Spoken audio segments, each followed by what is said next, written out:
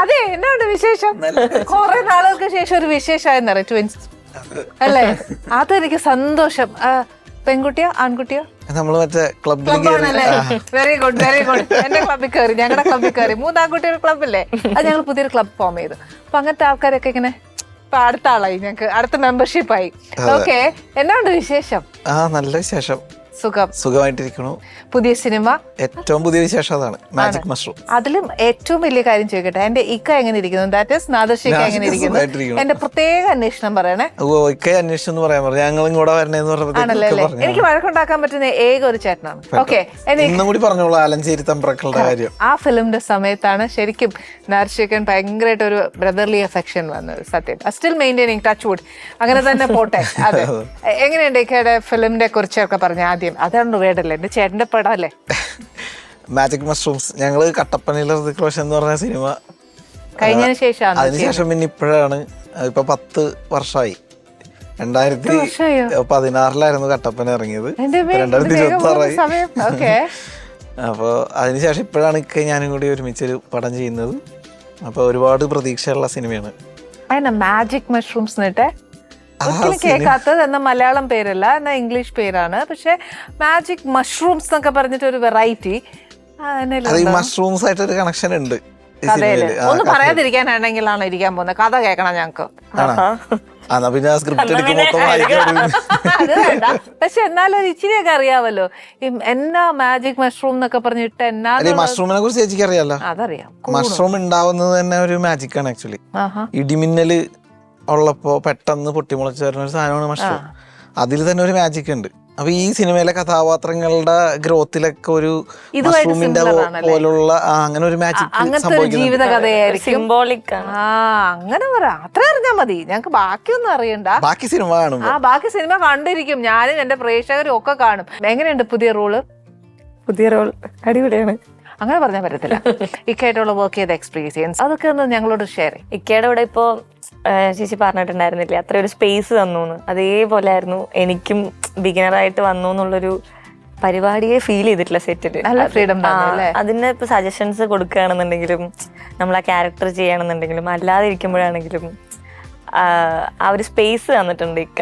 അത് ഇക്കയാണെങ്കിലും ചേട്ടനാണെങ്കിലും എന്ത് സജഷനും means improvise ചെയ്തൊക്കെ പറയാനുള്ള ഇത് എല്ലാം ഇക്ക കേട്ടിട്ട് എല്ലാം റിജക്ട് ചെയ്തോളും.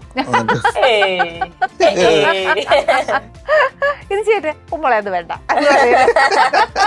പക്ഷെ അത് കൊള്ളാം, അടുത്ത പടത്തിലിട്ടോളാം. ഓക്കെ, നല്ല ഫ്രീഡം ആയതുകൊണ്ട് ഒരു ആർട്ടിസ്റ്റ് നിലയ്ക്ക് നല്ലോണം പെർഫോം ചെയ്യാൻ പറ്റും ക്യാരക്ടറിലേക്ക്. നമുക്ക് കംഫർട്ടബിൾ ആവുമല്ലോ. അല്ലാന്നുണ്ടെങ്കിൽ ഫസ്റ്റ് ദിവസമൊക്കെ വരുന്ന സമയത്ത് സ്ട്രിക്റ്റ് ഒക്കെ സീനിയേഴ്സ്, അയ്യോ വിഷ്ണു ചേട്ടൻ, പിന്നെ ലൈക്ക് ഇക്കനെ കാണുന്നു, സുജിത്തേട്ടൻ ഇരിക്കുന്നു, നമുക്ക് ഒരു പേടി ക്രിയേറ്റ് ആവുമല്ലോ ഇനീഷ്യലി. പിന്നെ സ്റ്റാർട്ടിങ് തന്നെ ചെറിയ പോർഷൻസ് ഒന്നും ആയിരുന്നില്ല, കുറച്ചധികം ചെയ്യാനുള്ള പോർഷൻ ആയിരുന്നു. അപ്പൊ എനിക്ക് ആദ്യം നല്ല ടെൻഷൻ ഉണ്ടായിരുന്നു. പക്ഷെ 2 ദിവസത്തില് ഭയങ്കര കംഫർട്ട്. എങ്ങനെയുണ്ടായിരുന്നു വിഷ്ണുവിന്റെ സൈഡ്? വിഷ്ണു ചേട്ടനെ പേടിപ്പിച്ചോ? തിരിച്ചിങ്ങോട്ട് പൊക്കി എടുക്കുകയാണെങ്കിൽ തിരിച്ചടിക്കാം. അങ്ങനെയല്ല, ഓഡീഷന് കണ്ടപ്പോ തന്നെ നമ്മൾ ഒരു 4 കൂട്ടത്തെ 4 പേരുണ്ടെങ്കിൽ ഒരു ഫേസ് നമുക്ക് കാണുമ്പോ ചിരിക്കാം, അവരെ കണ്ടിട്ട് നമുക്ക് ചിരി വരും, ഓക്കെ കംഫർട്ടബിൾ ആണ്, അങ്ങനെ തോന്നിയൊരു പേഴ്സണാണ് വിഷ്ണു ചേട്ടൻ. അല്ല, കംഫർട്ടർ. അതെ അതെ, നമുക്ക് കാണുമ്പോ ഒരു സമാധാനം, നമുക്ക് പരിചയമുള്ള ഒരു വ്യക്തി നമുക്ക് ഫീൽ ചെയ്തു അല്ലെ? അതെ അതെ, ആ ഒരു കംഫർട്ട് ഫീൽ ചെയ്തു. അതുപോലെ തന്നെ സെറ്റിലാണെങ്കിലും ഇനീഷ്യൽ ഡേയ്സിൽ ഭയങ്കരമായിട്ട് സപ്പോർട്ട് ചെയ്തിട്ടുണ്ട് ആള്. ഇദ്ദേഹം പേടിച്ചോ വിഷ്ണു? എന്റെ കൂടെ അഭിനയിച്ചപ്പോഴോ? അല്ല, എന്റെ കൂടെ അഭിനയിച്ചപ്പോഴല്ല, ആക്ച്വലി വിഷ്ണുവിനോട് വർക്ക് ചെയ്യുമ്പോ ഇദ്ദേഹം ഇങ്ങനെ ഭയങ്കര സപ്പോർട്ട് എന്നൊക്കെ പറഞ്ഞല്ലോ. അപ്പൊ ഈ അഭിനയിക്കുന്ന സമയത്ത് പേടി ഉണ്ടായിരുന്നോ? അതൊക്കെ ഇങ്ങനെ പറയുമെങ്കിലും നമുക്കത് പേടി. ഇതിനോടൊപ്പം എത്തുമെന്നുള്ളായിരുന്നു നമ്മുടെ പേടി. അല്ല, പുള്ളിക്കാരി നല്ല ആക്ടറാണ്.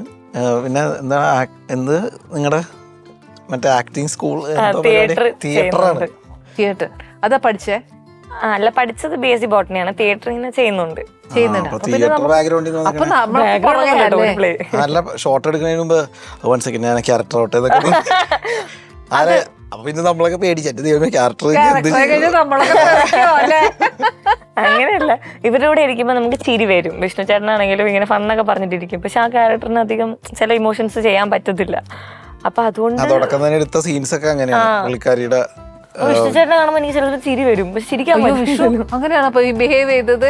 കഷ്ടമുണ്ട് കേട്ടോ. കൊച്ചിനെ അഭിനയിക്കാൻ പോലും സമ്മതിക്കുമല്ലായിരുന്നോ? അതായത് പറഞ്ഞിട്ടില്ലേ കാണുമ്പോഴേ ചിരി വരുമെന്ന്. ഞാൻ എന്ത് ചെയ്യാൻ, നമ്മളൊന്നും പറഞ്ഞിട്ടല്ല. അല്ല ശരിക്കും വിഷ്ണു ചെയ്ത ക്യാരക്ടർ അനുസരിച്ചിട്ടായിരിക്കും അല്ലേ ആ ഒരു വിഷ്ണുവിനെ? ഇപ്പൊ പറയാൻ പറ്റില്ല, പക്ഷെ ഭയങ്കര രസമുള്ള ക്യാരക്ടറാണ്. അങ്ങനെ പേടിച്ചിട്ടാണ് നോക്കിയത് എന്താ പറയാൻ പോകുന്നത്. ശരിക്കും ഇതിന്റെ ജോണർ എന്താണ്? പക്ക ഫാമിലി എന്റർടൈനർ ആണ്. ഇപ്പൊ നമ്മള് സെൻസർ സർട്ടിഫിക്കറ്റ് വന്ന് ക്ലീൻ യു സർട്ടിഫിക്കറ്റ്, പക്ക ഹ്യൂമർ ഉള്ള പടം. എന്നാൽ ഒരുപാട് ലെയറുകളുള്ള, നേരത്തെ പറഞ്ഞ പോലെ കഥാപാത്രങ്ങളുടെ സൃഷ്ടിയിലൊക്കെ ഒരു മഷ്റൂമിൻ്റെതായിട്ടുള്ള ഒരു വളർച്ച ഒക്കെ ഉണ്ട്. ഓക്കെ, അതിൽ കൂടുതലൊന്നും പറയാൻ പറ്റില്ലല്ലോ അല്ലേ? മ്യൂസിക് പാട്ട് ഇഷ്ടം പോലെ ഉണ്ടോ? മ്യൂസിക് ഡയറക്ടറും നാദർഷക്ക തന്നെയാണ്. പിന്നെ പറയണ്ട, നല്ല മെലഡി ആയിരിക്കും. പാട്ടുകാര് ചിത്ര ചേച്ചി പാടിയുണ്ട്, ശ്രേയ ഘോഷാൽ പാടിയുണ്ട്, ശങ്കർ മഹാദേവൻ പാടിയുണ്ട്, നാഷികയുടെ മോള് ഖദീജ പാടിയിട്ടുണ്ട്, റിമി ടോമി പാടിയിട്ടുണ്ട്. മൊത്തം 5 പാട്ട്. 5 പാട്ട്. അപ്പൊ നല്ലൊരു എന്റർടൈനർ ആണ്. അതെ അല്ലേ? അപ്പൊ ഭയങ്കര കളർഫുൾ ആയിരിക്കും. കളർഫുൾ പടമാണ് ഇത്. ഈ ചോദ്യ ഉത്തരം ചൂസ് ദ കറക്റ്റ് ആൻസർ ചോദിച്ചേ. ഇതാണ് കളർഫുൾ ടിക്ക്. അങ്ങനെ പറയുന്നുള്ളൂ. ഞാൻ തന്നെ ചോദിച്ചോണ്ടിരിക്കേണ്ട കാര്യമുണ്ടോ? എനിക്ക് വിശേഷം കേൾക്കട്ടെ, ഞാൻ ഒന്നും മിണ്ടുന്നില്ല. ചേച്ചി ഇതിലുള്ള ആക്ടേഴ്സിനെ കുറിച്ച് പറയാം. അപ്പൊ തന്നെ ഒരു ഏകദേശം ഒരു പിക്ചർ കിട്ടും. ഇതില് ജാഫറൊക്കെ ഉണ്ട്, ഹരിശ്രീ ശോഭൻ ചേട്ടനുണ്ട്, നമ്മുടെ ബോബി കുര്യൻ ബോബി ചേട്ടനുണ്ട്, മനീഷ ചേച്ചി ഉണ്ട്, പിന്നെ അജു വർഗീസ് ഉണ്ട്, ജോണി ആന്റണി ചേട്ടനുണ്ട്, പിന്നെ നത്തില്ലേ നമ്മുടെ അബിൻ ബിനോ, പിന്നെ ഷമീർ ചൂരൽ എന്ന് പറഞ്ഞ ഇതിലുള്ള ഷമീർ, സിദ്ധാർത്ഥ് ഭരതനുണ്ട്, പൂജ ഉണ്ട്, അക്ഷയ് ഉണ്ട്, വിഷ്ണു ചേട്ടൻ. അത് ഓൾറെഡി പറഞ്ഞല്ലോ. മോക്ക് ഇഷ്ടമായിരുന്നു അഭിനയിക്കാനും ഒക്കെ? കുഞ്ഞുനാളും പോലെ? കുഞ്ഞുനാള് മുതൽ സ്റ്റേജില് പെർഫോം ചെയ്യാൻ ഇഷ്ടമാണ്. ആക്റ്റീവ് ആയിരുന്നു, ആയിരുന്നു. അപ്പൊ ഫാഷൻ ഷോയിലൊക്കെ ആണെന്നുണ്ടെങ്കിൽ കൂടെ, ഫാഷൻ ഷോ ഇങ്ങനെ നമ്മൾ നടന്നു വരുന്നു പോകുന്നു എന്നുള്ള. പക്ഷെ ഞാൻ അവിടെ പാട്ട് വെച്ച് കഴിഞ്ഞാൽ ഞാൻ ഡാൻസ് കളിച്ചിട്ടേ പോകത്തുള്ളൂ. ഫാഷൻ ഷോ ആണെങ്കിലും ഇഷ്ടമായിരുന്നു. എനിക്ക് ഹൈപ്പർ ആയിരുന്നു തോന്നുന്നല്ലേ, നടക്കാൻ പറഞ്ഞ ഡാൻസ് ചെയ്തോണ്ടേ പോകുള്ളൂ. അല്ല ചെറുതാവുമ്പോ. അപ്പൊ അങ്ങനെ എനിക്ക് ലൈക് സോങ് കേൾക്കുമ്പോ ഭയങ്കര ആക്റ്റീവ് ആയിട്ട് നിക്കാൻ അങ്ങനെ ഇഷ്ടമാണ് പെർഫോം ചെയ്യാൻ ചെറുപ്പം മുതലേ. അതല്ല ഈ പടത്തിൽ ആ പാട്ടിൽ കിടന്ന് തുള്ളിയത്. അതെ ചേച്ചി അത് കഴിഞ്ഞത് കാണണം. വിളിക്കാതെ. അത് കഴിഞ്ഞ് സിനിമ ലൈക്ക് സിനിമയിലെത്തും അല്ലെങ്കിൽ സിനിമ നമ്മളെ കൊണ്ട് ചെയ്യാൻ പറ്റുമെന്നൊന്നും വിചാരിച്ചിട്ടില്ല. കാരണം ഞാൻ പാലക്കാട് ചെറിയൊരു പ്ലേസിനാണ് വരുന്നത്. നമ്മൾ സിനിമയെ കുറിച്ച് ചോദിക്കുമ്പോൾ സിനിമയോ അങ്ങനത്തെ ഒരു മോഡായിരുന്നു. പക്ഷെ കുറെ കാര്യം എങ്ങനെ വന്നേ? ലൈക്ക് ആ സമയത്ത് റീൽസ് ഒക്കെ ആയിരുന്നു. അത് നമുക്ക് വേറൊരു എങ്ങനെയാ ആരോട് പോയി ചോദിക്കും അങ്ങനത്തെ ഒരു ഐഡിയ ഇല്ലല്ലോ. അപ്പൊ നമ്മൾ കണ്ടപ്പോ ഓക്കെ റീൽസിൽ നമുക്ക് ആക്ടിങ് എന്താണോ നമ്മളെ കൊണ്ട് ചെയ്യാൻ പറ്റുന്നത് അത് നമ്മൾ ചെയ്യാം എന്നുള്ളൊരു ഓപ്ഷൻ ഉണ്ടായിരുന്നു. അപ്പൊ അതിൽ ആക്റ്റീവ് ആയിരുന്നു.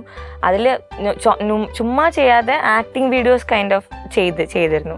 പിന്നെ അതുവഴി ലൈക്ക് ലവ് ടുഡേ എന്ന് പറഞ്ഞ തമിഴൊരു മൂവി ചെയ്തു. അത് തമിഴിലായിരുന്നു.